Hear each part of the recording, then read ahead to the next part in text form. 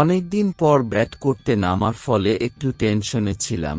তাও বল করছে আমাদের গ্রামের স্বরূপ প্রথম ব্যাট করে অন্য দল এত রান করেছে যে তার অর্ধেক করতে পারলেই বুঝব ম্যাচ জিতে গেছি। আমার পাশেই তখন ঋতু মানে আমার খুড়তুতো বোন, সে আমাকে উৎসাহ যোগানো বদলে টিপ্পনি দিচ্ছিল। তার বয়স মাত্র 7। ক্রিকেটের সে কিছু বোঝে না, এটুকু জানে যে আমাকে মন সংযোগ করতে না দিলে আমাকে ব্যাট ছেড়ে দিতে হবে। এটা পরে ভেবে বসবেন না যে কোনো বড় টুর্নামেন্ট খেলছি, এমনকি এটা তো গ্রামের একটা ছোট টুর্নামেন্টও নয়, আর খেলছি কোনো বড় বা ছোট মাঠে ও নয়, খেলছি আমার জেঠাবাবুর বাড়ির উঠোনে। আর দর্শক সংখ্যা 1, মানে আমার বোন ঋতু।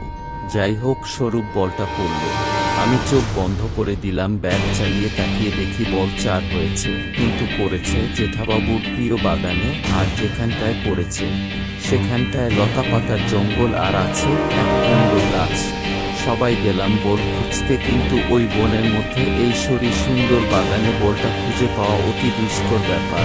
আমাদের ক্যাপ্টেন রিঙ্কুদা বলল, মঙ্গলদা ব্যাট দিয়ে একটু চারদিকটা চটিয়ে দেখব, কিন্তু কুমড়ো গাছের ক্ষতি হতে পারে।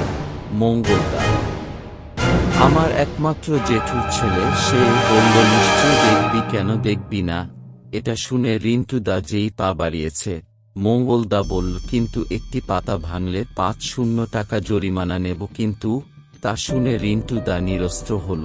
সেই দিনের মতো খেলা শেষ, যে যার বাড়ির দিকে রওনা হলাম। যাওয়ার আগে স্বরূপ বলল, খেলাটা হলে কিন্তু জিততে পারতিস না।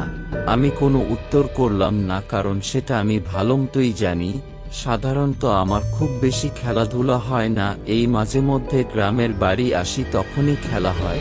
আমি কিছু দূরেই সদর শহরে থাকি মা বাবার সাথে, আর এখানে থাকেন আমার কাকু ও জেঠুর পরিবার। সাধারণত গ্রামের বাড়ি এলে আমি কাকুর কাছেই থাকি। এইবার এসেছি কালী পুজোর জন্য। গ্রামের বাড়ি কম আসলেও অনেক বন্ধু আছে, আর আছে এই গ্রামের সাথে এক অদ্ভুত নারীর টান। তবে আসল গল্প এটা নয়, তা ঘটে সেদিন রাত্রে। ঋতু আর আমি সন্ধ্যাবেলা গ্রামের এক কালী মন্দিরে যাই। কালী পুজোর দিন প্রতি বছর প্রদীপ দিয়ে গোটা মন্দিরটা সাজানো হয়, বেশ সুন্দর লাগে দেখতে। বড় একটা আলপনার মতো প্রদীপ রেখে তেল আর সলতে দিয়ে তৈরি করে ছোটরা মোমবাতি হাতে সলতেতে আগুন দেয়, আর বড়রা সেটা সাজিয়ে দেয়। বেশ মজা হয়। প্রদীপ নিভে গেলেই সবাই মিলে জ্বালানোর জন্য ছুটে যায়। আমার বোন ওদের সাথে কাজ করছে, আমি বড়দের সাথে গল্প করছি। এমন সময় কিছু দূরে একটা গোলমাল দেখে আমরা বড়রা গেলাম দেখতে, আর ছোটদের বলা হলো প্রদীপগুলো না নিভে যায় সেই দিকে খেয়াল রেখো। ওরা দায়িত্ব পেয়ে ভীষণ খুশি হয়ে আরো ব্যস্ত হয়ে গেল। সেখানে গিয়ে সব শুনে যা বুঝলাম তা খুবই দুঃখের। যে বাড়িটির সামনে দাঁড়িয়ে আছি, সেই বাড়িতে একটি বাচ্চা ছেলের হঠাৎ শ্বাসকষ্ট হয়।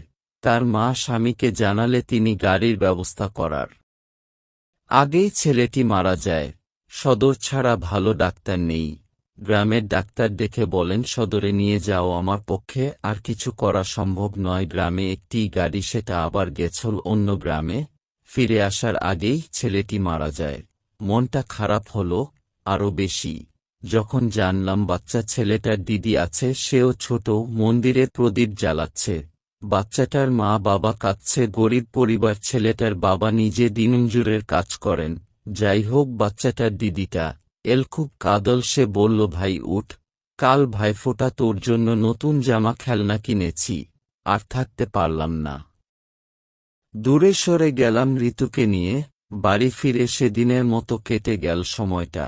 রাত্রে খেতে বসে কাকুর কাছে শুনলাম 4 বছরের বাচ্চা তাই জঙ্গলের কোথায় নাকি পুঁতে দিয়ে এসেছে। 5 বছর না হলে আবার নিয়ম নেই পোড়ানোর, আর শ্মশানে পুঁতলে মানুষ ভয় পেতে পারে। সেদিন রাত্রে বাচ্চাটার দিদির কথাগুলো বারবার মনে আসছিল। এরপর 3-4 দিন কেটে গেল। পাড়ার মোড়গুলোতে ঘটনাটা নিয়ে অনেক আলোচনা হলো। আমার এবার বাড়ি ফেরার সময় হয়ে আসছিল। যেদিন ফিরব তার আগের দিন বিকেলবেলা বাড়িতে খাবার জল শেষ হয়ে গেল। আমাদের গ্রামের কলের জল ভালো নয়, তাই খাবার জল আনতে হয় পাশের গ্রাম থেকে। এমনিতে কাকু আনে, কিন্তু আমি আসার পর থেকে আমিই এনে দিচ্ছিলাম। ভালো লাগতো কাজ করতে, আর ভালো লাগতো সাইকেলে চেপে দুসারি গাছের মাঝে মাটির রাস্তা দিয়ে পাশের গ্রামে যেতে। এই অনুভূতিগুলো খুব সুন্দর, শহরের কোলাহল থেকে দূরে এই প্রশান্তি প্রাণ ভরিয়ে দেয়। সেই জন্য সুযোগ পেলে আমি গ্রামের বাড়িতে চলে আসি। জল নেবার জায়গায় পৌঁছতে পৌঁছতে সূর্য ডুবল। এমনিতে এই কলের জল অনেকেই নেয়, ভিড় থাকে, কিন্তু এই সময়টা কেউ নেই। একা দুটো বড় পাত্র নিয়ে গিয়েছিলাম জল আনতে। একা একা ভরছি। একা এসেছি কারণ কাকু এখনো অফিস থেকে ফেরেনি আর বোন খেলতে গেছল।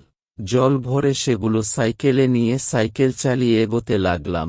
সাইকেলের সামনে লাইট থাকায় পথ দেখতে অসুবিধা হচ্ছিল।